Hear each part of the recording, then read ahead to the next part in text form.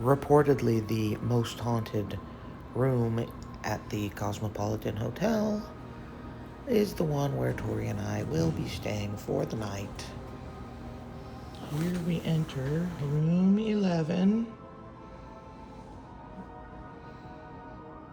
Notoriously famous for the visitations by Donna Isadora,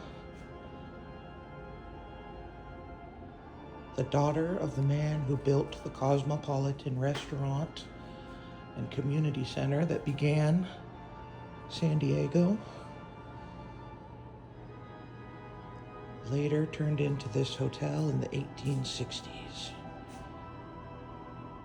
Tori and I will be spending the night here and attempting to communicate with the resident Donna Isadora Bandini. There's even an old-fashioned commode, just like in The Godfather. What happened? It said it was almost dead, and then you plugged it in, and it said 100% It was immediately, and then you unplugged it, and it said it was still charging. still charging. But does it say it's still charging? Yes.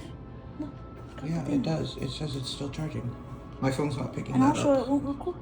Oh. Now it says low battery. Now it's at 1. Now it's at 1%. Just leave it plugged in. It won't. All right, we're gonna record while we leave the room. It's not recording. It won't record. Look at the screen. What's... Oh, we're gonna try and figure this out.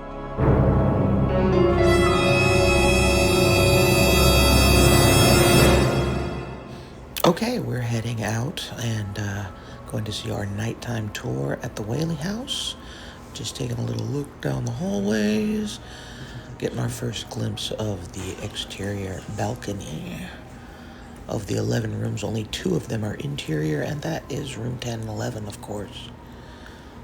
So we'll come back, check this out later, maybe sometime around midnight or later, and hope to see some ghostly activity.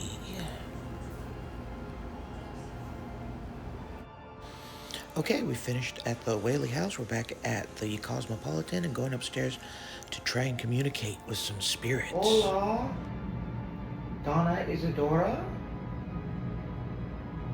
If you are here, or if any other spirit is here in this room, in this hotel with us, we invite them to share their thoughts,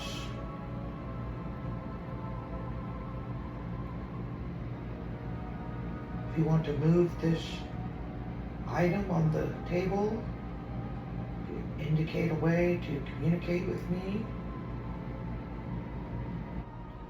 even if there is a small kitty cat who is a ghost here, you could come and bat this toy around, and we have left some toys on the floor for you to play with. We hope you enjoy them. No other cat has ever touched them. They're fresh from the dollar store.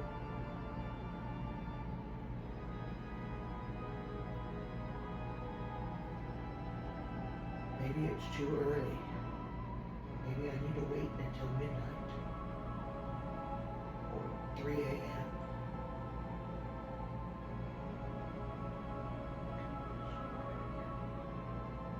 Tori says she heard a cat meow. But as you can see, Tori does not wish to participate in this.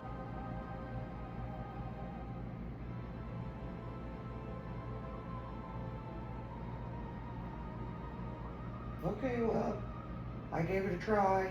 Maybe I will try again later. Goodbye.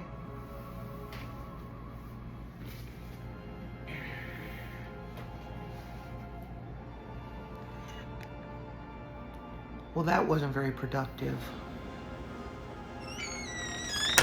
We were surprised to discover the lights out in the hallway, which is strange since the balcony is so well lit at night. I've sped up the camera speed a little just so you don't have to spend 10 minutes walking around in a big circle with me on the balcony. It appears that the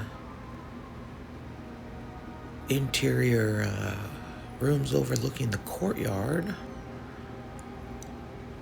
are actually just a facade. There are no rooms accessible here. But it's very serene at night. Beautiful view of the tree-lined courtyard below where the dining happens and the outside restaurant. The bar or saloon is below. They have live music with guitarists playing and traditional Spanish classical guitar. See down below, lovely trees. The raccoons come out at night.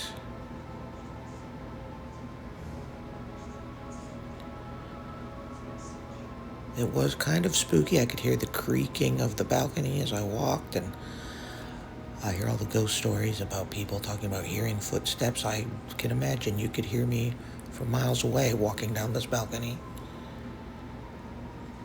Several stairways leading down to the main part of the restaurant below. Views of the parking lot and Old Town San Diego. Here's the getting to the actual rooms now where the other guests are staying. Looking for rooms 4 and 5. They're the connecting rooms that are also notorious for hauntings. I had hoped to book one of those, but unfortunately someone else was staying in them.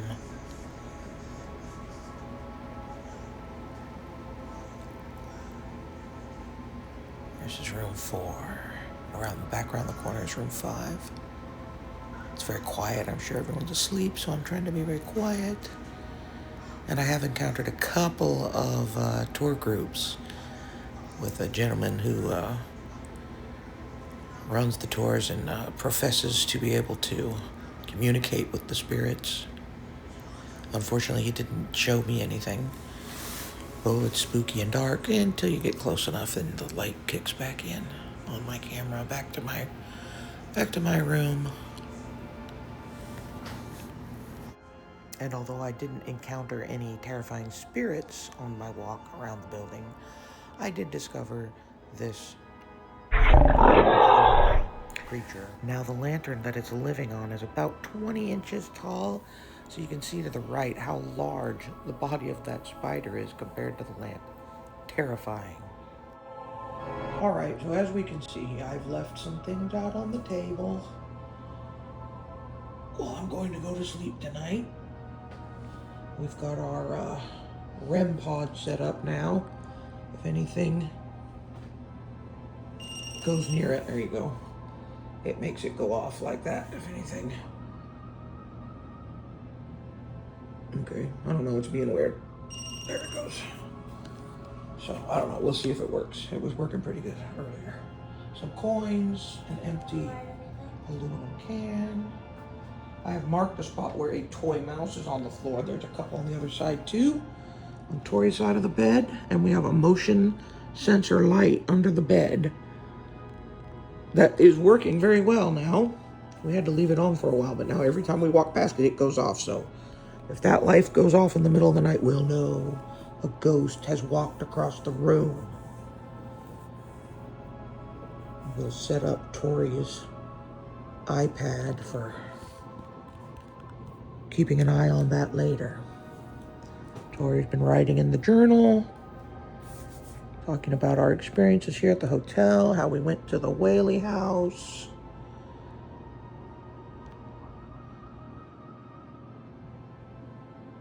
You've been battling the air conditioner. It works fantastic, but you can't turn it up. It's always on refrigerator setting. And you know it's cold if I'm saying it's too cold.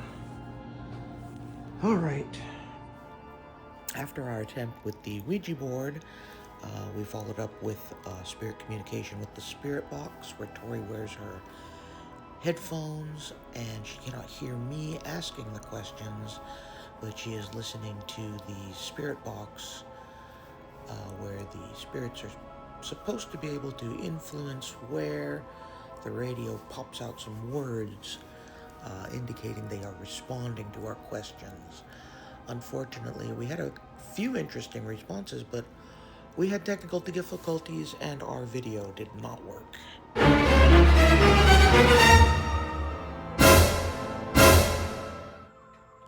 As a reminder, here are the items I left laid out for movement by the spirits while we were sleeping. Some coins in a pile,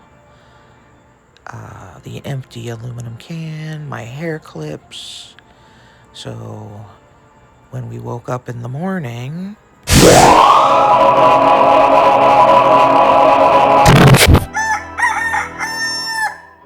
every time I had gone out previously, I had left my coins in a line.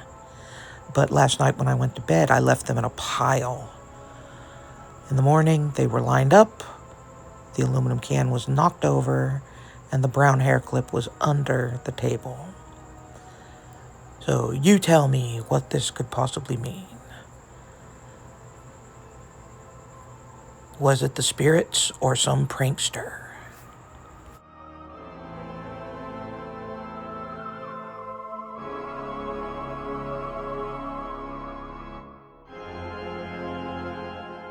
With morning, we packed our bags and got out of the haunted room, enjoying some free croissants and orange juice on our way out.